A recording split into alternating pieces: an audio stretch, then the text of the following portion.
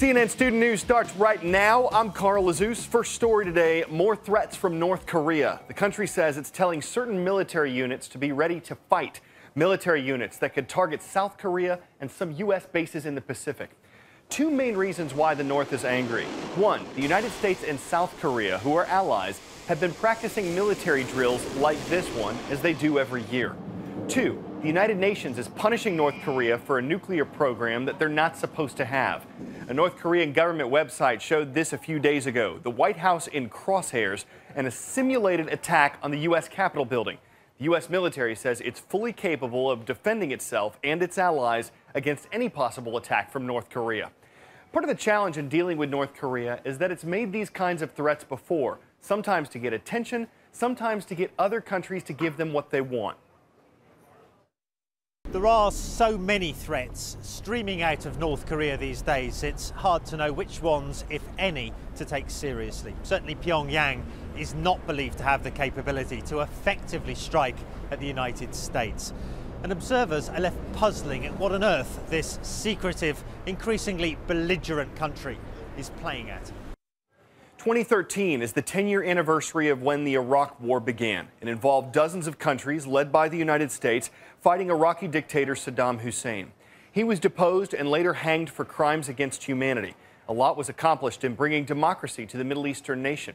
But Iraq is still struggling to recover, and there were a lot of dark stories that came out of the conflict, including one of a random attack on a 5-year-old boy.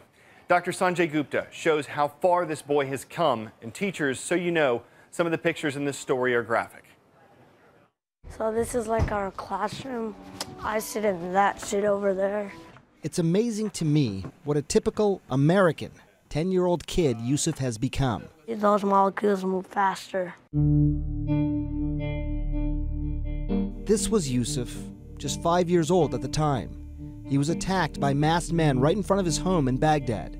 They poured gasoline on his face and then set him on fire. What's the first thing you remember about all that?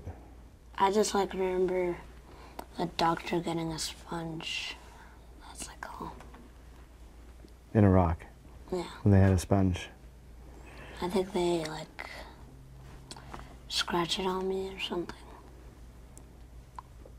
They were trying to take off some of the burned skin. Yusuf's parents were desperate to see their boy smile again.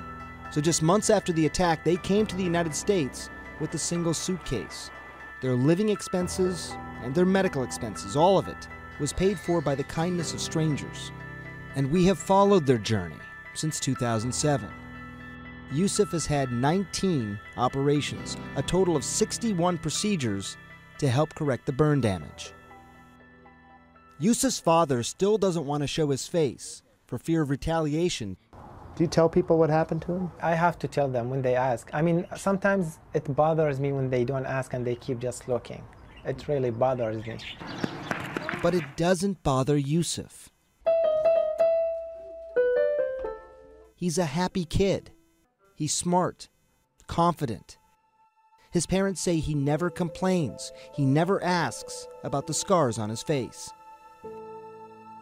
This one, I could see that there's 1, 2, 3 stitches. Yusuf's parents say all of this still feels like a dream. Have you had a hard time making friends at all? No. It's easy. Whenever a new kid comes, the next day, we're just friends. Is that right? Yeah. Is anybody ever mean to you? No. Once victims, now a family full of strength. Dr. Sanjay Gupta, CNN, Canoga Park, California. A couple years ago, a British high school student named Nick Delosio created a smartphone application. He said he'd taught himself to code by using books and how-to videos. So Nick made Sumly, and it helped people find news and pictures. 2 years later, it found Nick a job. Yahoo liked the look of the app, but it especially liked the technology behind it. So the company offered to buy the rights to Sumly. Nick accepted in a deal reportedly worth $30 million. He's going to work for Yahoo, and since he still has a year and a half left of high school, he'll be studying too. One more interesting point here, Yahoo isn't going to keep Sumly around. It's shutting down the app, but it's going to use the technology that Nick invented in its own smartphone apps. Today's shout out goes out to Mrs. Lowther's history classes at Stafford Schools in Stafford, Kansas.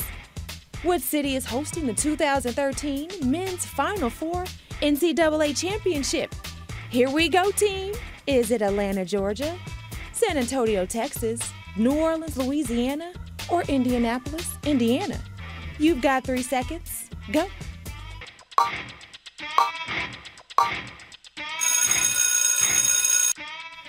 The Final Four will be played early next month at the Georgia Dome. And where else? Atlanta, Georgia.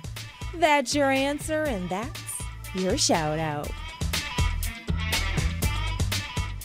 And that's the same Georgia Dome that I can see from my desk here at CNN. From where I wrote this script, I just turned my head like you see here on Carl Cam, and there's the stadium where the big dance will be held. It's too bad the University of Georgia won't be playing here in April, though another team, a true Cinderella story, could be. While a lot of you might have heard of the University of Georgia Bulldogs, there's a good chance that only a few have heard of the Eagles, at least the Florida Gulf Coast University Eagles. Here's George Howell. A 15-seeded team in the NCAA basketball tournament advancing to the Sweet 16, they defied the odds. But even with all the media hype and cameras rolling, these players still keep it loose on the court at a school most of the country had never heard of. Even one of the team's star players admits. Before you got the offer to come here and play, had you heard of FGCU? To be honest, I had never even heard of it, and I was actually going to school in Orlando at the time, and I never even heard of Florida Gulf Coast. But now, Florida Gulf Coast University is on the radar, and everybody's talking about them. A lot of people in Southwest Florida hadn't followed this school until Friday night. We are a region of people from everywhere else in the country, and nothing unites us except a potential hurricane. And now we have something to unite us. Since defeating second-seeded Georgetown in their first ever NCAA tournament game, then going on to beat San Diego State, the FGCU Eagles surprised everybody. Everybody's so excited to see their little small town and their community of Fort Myers be getting so much, national attention. Officials say sales at the school's bookstore shot up by 1,000% this weekend, with fans buying up T-shirts and team merchandise. And then there's the story about the team's coach, a self-made millionaire. Andy Enfield left it all to coach college basketball. We're up-tempo on offense. We play tough defense like Florida State did when I was there. And now his team is winning the hearts of fans who had never heard of this school. George Howell, CNN, Fort Myers, Florida. Well, we'll be watching. Our next story today, should what you weigh determine what you pay when you fly? There's an economics professor in Norway who says that people and luggage who weigh more should get charged more, but it might not be why you think. The professor says this is about saving fuel and reducing pollution. The lighter an airplane is, the less gasoline it would use and the less carbon dioxide it'd give off. So he's saying that people and their luggage should both get weighed before they get on the plane. Lower total weight could mean lower ticket prices. Higher total weight could mean higher prices. On one hand, it would encourage people to bring less and lighter luggage with them when they fly. On the other, it would cost the airlines to put in scales to weigh everybody and to take more time to get through security and the weigh-in. Of course, there are other reasons why people might criticize or support this, and of course, we're talking about it on today's blog. Swing by cnnstudentnews.com and tell us what you think. Please remember, we can only publish first names on the blog. If we told you our last story today was about a deer in someone's house, you might picture a 9-point buck hanging over a fireplace. This is a little deer friend. After finding a doe, a female deer, in really bad shape, a veterinarian and her husband nursed the animal back to health, then they adopted her. She lives inside, has her own bed, helps clean the house. Not sure whether she's litter box trained or gets walks, but she sure looks adorable. In fact, when they found out how sweet she was, they just had to make room in it. Even if you think the whole idea of adopting a deer is a little deranged, she's really come to symbolize what her owners hold dear. That about closes the dough on today's show, but we're hoping you teachers will tell us what you thought at cnnstudentnews.com. Bye now.